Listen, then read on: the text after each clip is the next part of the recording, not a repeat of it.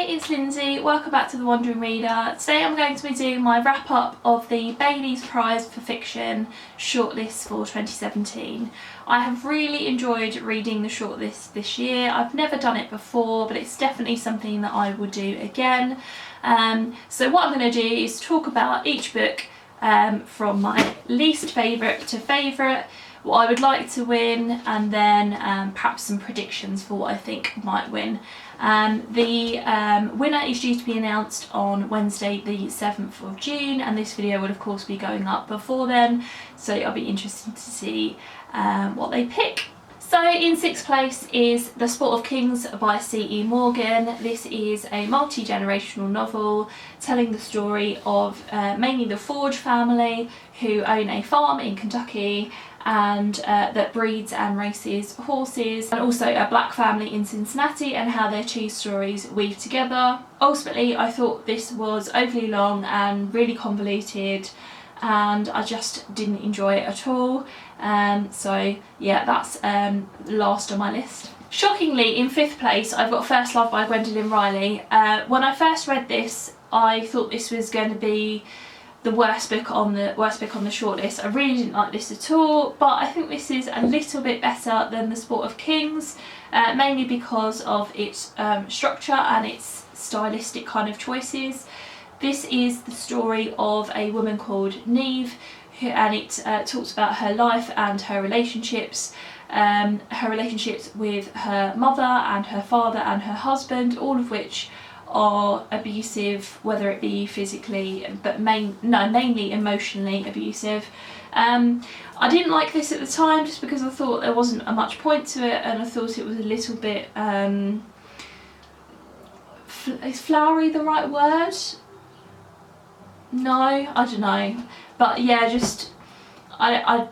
just thought there was no plot to it for me, and there isn't supposed to be, I think, a massive amount of plot to it. It's supposed to be very character driven, but I just didn't think it had an awful lot to say, so that's number 5. Number 4 on my list is The Power by Naomi Alderman. This is a literary thriller that swaps gender roles when women start to develop something called the power, which is an electrical charge in their body similar to what electric eels have, and it talks during the novel about the effects of that and how gender roles are switched. I quite liked the idea behind this. The second half of the book especially was quite a page turner. It wasn't a typical sort of thriller for me in the sort of sense that I normally read thrillers, but it was a good book nonetheless. And that's number 4 for me. Number 3 on my list is The Dark Circle by Linda Grant. This is set in post-war Britain and tells the story of two twins, Lenny and Miriam, who develop tuberculosis and are sent to a sanatorium in Kent in order for it to be treated.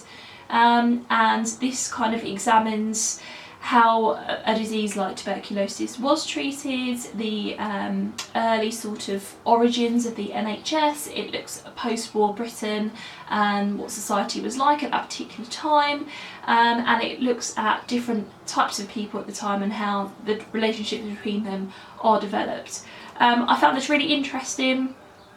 I liked the characters. They were really interesting characters, a lot of them larger than life. It was interesting reading about that particular time period and about sanatoriums and about how something like tuberculosis was treated, and I just found this really interesting. Number 2 on my list is Do Not Say We Have Nothing by Madeleine Tien.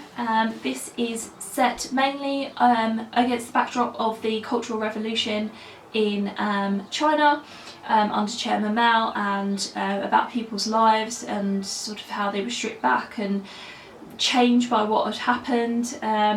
We follow our main character Marie, who at the beginning of the novel lives in Vancouver with her mother, and her father has committed suicide, and shortly after they take in a girl called Ai Ming, who has travelled over from China and is connected to their family in some sort of sense. And then it travels through generations and tells you the story of Ai Ming's family and of Marie's family and sort of what happens to them during the Cultural Revolution. I really like the structure of this, I really like the characters. It was an interesting story, it was interesting reading about the Cultural Revolution and the backdrop to this novel, and so that's number 2. And then number 1 on my list is of course Stay With Me by Ayobami Adebayo. This is my favourite by far, it's the one that stayed with me the most, it's the one that I found the most compelling to read, it's the one where I was impressed by the writing, blown away by the fact that it's a debut novel. And I think it has so many interesting things to say in here. So this tells the story of Judy and her husband Akin, and at the beginning of the novel they're finding it hard to conceive a child, and so Akin's family intervene and ask him to marry a second wife so that they can conceive and continue his family line. And it's about the consequences of that, and about what happens to Judy and Akin, and like I said, it's a real page turner and it was really thought-provoking. I'm really interested to see what she comes out with next. I will be picking it up regardless because I do think she is a real talent, yeah, really enjoyed this book. So having never read the Bailey's Prize shortlist before, I don't really know what these judges are going to pick. I will be happy if it's not First Love or The Sport of Kings. If it's one of those 2 books, I don't really know what I'm going to do. Lose faith in the system maybe. Yeah, think that maybe reading the Bailey's Prize shortlist is not for me. Maybe I'm not that kind of reader. Yeah, let's just hope and pray that it's not one of those 2. I really hope that it's my favourite, of course, but just because something is your favourite doesn't necessarily mean that other people are going to pick it as the winner. But yeah, I'll be interested to see what they announce on Wednesday, and yeah, what's said about it. Yeah, it's exciting, kind of wondering what decisions people are going to make. I think it would be really nice for Ayobami Adebayo to win it, just because she is a debut novel writer, and yeah, it would be a real boost to her career, I think. And like I said, I'm excited to see what she comes out with next, so I think that little boost will be good for her. But like I said, I've really enjoyed reading the shortlist this year and reviewing all of the books for you.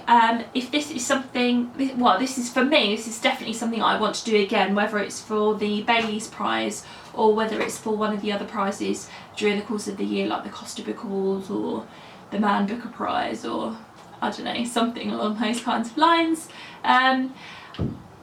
If you like this kind of video and the kind of idea behind this, please let me know in the comments below. What did you think of the series that I've done on my channel?